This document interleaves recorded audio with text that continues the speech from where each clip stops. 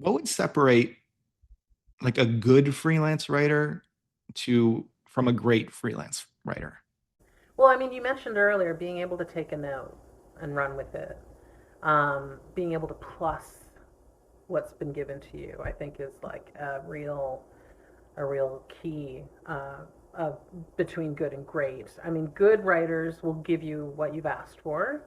A great writer will give you that and more. Like they will see more and offer extra, um, and uh, and lift it, in a way so you don't have to lift it so much. Like I think that's the difference. And then the great writers are the ones that you want to bring back again and again. They're the ones that you call your ringers, like you on Superwise, comic book adventures. It's like there are people I know will lift this material and make it better, and we won't have to work so hard when it comes back to us to make sure it conforms with the rest of the series and all the other scripts. And you were definitely 100% one of those writers on that last series we both worked on. And, like and they're writers who are really talented, but their voice doesn't maybe quite match, or their sensibility doesn't quite match.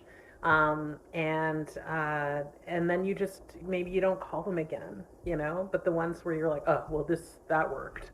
Oh my god, like you want the person who makes less work for you as a head writer is who you want to work with.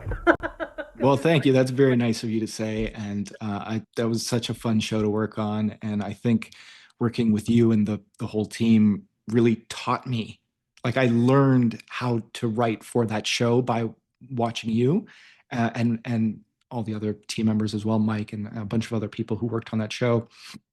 Um, just reading the scripts was like an education for me. And so that for me was like, okay, reading all the scripts, being in the room, getting your tone and the sense of the show, and also working in the educational element because it's a preschool show, so there's educational elements as well. So I really appreciate you saying that, but I think it was largely because of your influence and the influence of the team that really helped me understand the show, and that allowed me to write it in a voice that I thought was closest to what you would do yourself. And I think so much of that is what the like you've sort of touched on this already. It's like when you're a freelance writer working on a show, it's like your job is to give the head writer the show that they would write.